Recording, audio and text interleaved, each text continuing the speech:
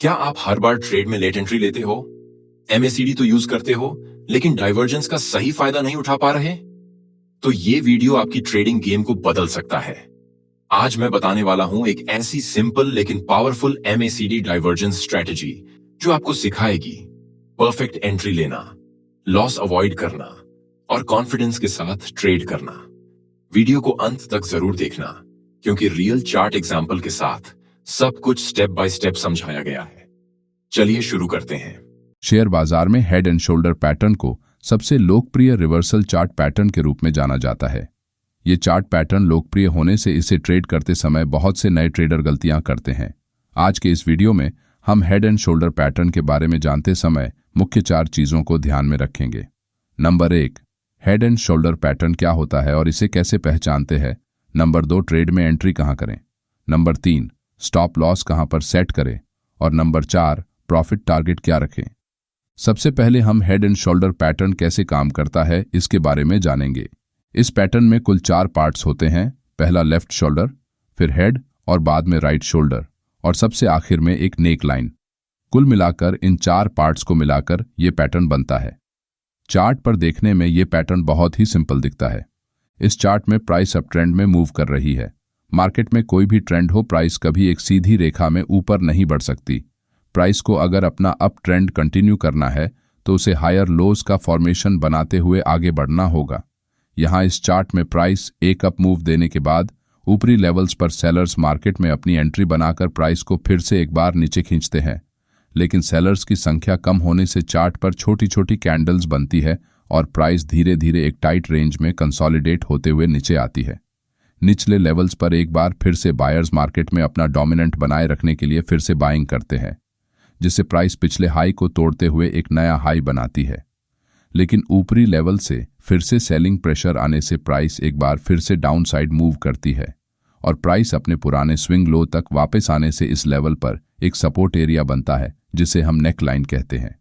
Price इस support line से rejection लेकर एक बार फिर से ऊपर जाने की कोशिश करती है, लेकिन यहाँ बायर्स की संख्या कम होने के कारण प्राइस ज्यादा देर तक इस लेवल पर सस्टेन नहीं होती और फिर से सेलर्स मार्केट में अपना पूरा कंट्रोल बनाते हुए प्राइस को नेकलाइन की तरफ पुश करते हैं। प्राइस को ऊपर ले जाने का बायर्स की तरफ से किया गया ये सबसे आखिरी प्रयास है। मार्केट में जितने भी बायर्स अभी अपनी पोजीशंस होल्ड करके बैठे हैं, उनके लिए नेकलाइन एक आखिरी सपोर्ट एरिया है। अगर प्राइस यहां से और अधिक नीचे गिर जाती है तो ये बाकी बचे सभी बायर्स पैनिक में आकर अपनी पोजीशंस कट करने में लग जाएंगे, जिससे मार्केट में सपोर्ट लाइन के टूटते ही एक पैनिक सेलिंग आएगी। जिन बायर्स ने अपने स्टॉप लॉस इस नेकलाइन के नीचे लगाए होंगे, उन सभी के स्टॉप लॉस हिट हो जाएंगे और प्राइस एक जोरदार डाउनसाइड मूव देते हुए नीचे चली जाएगी। इस प्राइस एक्शन के कारण चार्ट पर आपको हेड एंड शोल्डर जैसा पैटर्न बनते हुए नजर आएगा। यहाँ इस प्राइस एक्शन को देखकर आपको हेड एंड शोल्डर एक परफेक्ट रिवर्सल ट्रेड सेटअप नजर आएगा, लेकिन सभी head and shoulder pattern trade करने के लिए उपयुक्त नहीं हो सकते। किसी भी चार्ट पैटर्न में ट्रेड करने से पहले मार्केट के स्ट्रक्चर को जानना बहुत जरूरी होता है। अगर मार्केट में एक स्ट्रांग अप ट्रेंड चल रहा है और सिर्फ head and shoulder pattern chart पर दिखने से आप रिवर्सल ट्रेड में एंट्री नहीं कर सकते। अगर मार्केट में स्ट्रांग अप ट्रेंड है तो प्राइस एक छोटा सा पुल बैक लेकर फिर से अपना ट्रेंड कंटिन्यू कर सकती है, जिससे आपकी ट्रेड एंट्री फेल हो जाएगी और आपको लॉस का सामना करना पड़ेगा। इसलिए हेड एंड शोल्डर पैटर्न में ट्रेड एंट्री बनाने से पहले कुछ महत्वपूर्ण बातों को ध्यान में रखना आवश्यक है। Number 1, head and shoulder pattern में अगर राइट साइड का शोल्डर हेड से बहुत बड़ा हो तो आप ऐसे समय ट्रेड में एंट्री करने से बचें, क्योंकि यहां मार्केट में बायर्स फिर से अपनी स्ट्रेंथ दिखाने में कामयाब हो गए हैं और सेलर्स अपना स्टॉप लॉस हंट होने के डर से अपनी पोजीशन से एग्जिट करने की कोशिश करने की संभावना ज्यादा बढ़ जाती है, जिससे ये ट्रेड एंट्री फेल हो जाएगी। नंबर 2, अगर राइट साइड का शोल्डर बनने में ज्यादा समय लगे तो ट्रेड नहीं करना चाहिए, क्योंकि यहां पर प्राइस नेकलाइन तक आने में बहुत ज्यादा समय लगाने के कारण इस बीच बहुत से सेलर्स मार्केट में अपनी पोजीशन बनाकर बैठे हैं और प्राइस जैसे ही नेकलाइन तक पहुंचती है, ये सेलर्स अपनी पोजीशन से एग्जिट करने से मार्केट में फिर से बाइंग प्रेशर बढ़ने से प्राइस ऊपर की तरफ मूव कर सकती है, जिससे head and shoulder pattern fail हो जाएगा। और नंबर 3, अगर राइट साइड के शोल्डर की ऊंचाई हेड की ऊंचाई के 50% से ज्यादा हुई तो ये ट्रेडिंग सेटअप फेल समझा जाता है। इन बातों को ध्यान में रखकर आप ट्रेड एंट्री कैसे कर सकते हैं, आइए ये जानते हैं। हेड एंड शोल्डर पैटर्न को एक रिवर्सल ट्रेडिंग सेटअप के रूप में उपयोग में लाया जाता है। इसलिए मार्केट अगर अप ट्रेंड में है तो आप नेकलाइन के ब्रेकडाउन होने के बाद शॉर्ट ट्रेड में अपनी एंट्री बना सकते हैं, लेकिन ये एक अग्रेसिव ट्रेड एंट्री मानी जाएगी। अगर आपको एक सुरक्षित ट्रेड एंट्री चाहिए तो आप ब्रेकडाउन के बाद प्राइस के सपोर्ट एरिया के आसपास रिटेस्ट करने का इंतजार कर सकते हैं। ये एक सबसे सही और असरदार ट्रेड एंट्री करने का तरीका है, जिससे आप फेक ब्रेकआउट्स के चक्कर में फंसने से बचेंगे। लेकिन बहुत बार ब्रेकडाउन इतनी तेजी से होता है कि आपको ट्रेड एंट्री करने का मौका नहीं मिलता। ऐसे समय आपको प्राइस का पीछा करने से बचना चाहिए और प्राइस पुल बैक करने का इंतजार करना चाहिए। अगर प्राइस पुल बैक नहीं करती तो आप इस ट्रेड में एंट्री करने का विचार दिमाग से निकाल दें। ट्रेड एंट्री के तरीके को जानने के बाद अब हम स्टॉप लॉस लगाने के बारे में जानेंगे।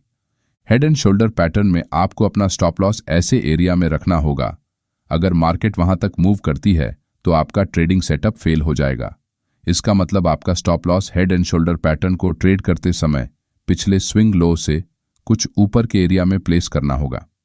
अगर आप ऐसा नहीं करते तो मार्केट वॉलेटिलिटी के कारण बहुत जल्द आपका स्टॉप लॉस हिट हो जाएगा और आप ट्रेड से बाहर हो जाएंगे।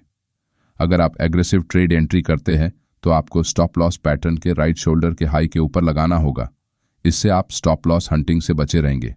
चलिए अब प्रॉफिट टारगेट कैसे सेट करते इसे समझते हैं। हेड एंड शोल्डर पैटर्न में प्रॉफिट टारगेट सेट करने के लिए आप दो मेथड इस्तेमाल कर सकते हैं।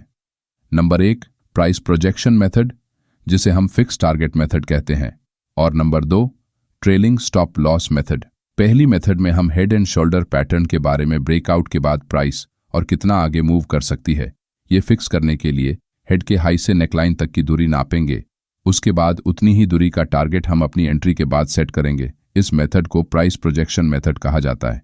लेकिन इस मेथड में आपका प्रॉफिट टारगेट फिक्स होने से आपको होने वाला प्रॉफिट भी लिमिटेड हो जाता है। लेकिन आपकी ट्रेड एंट्री के बाद मार्केट में चल रहा ट्रेंड और कितनी देर तक चलने वाला है ये कोई नहीं बता सकता।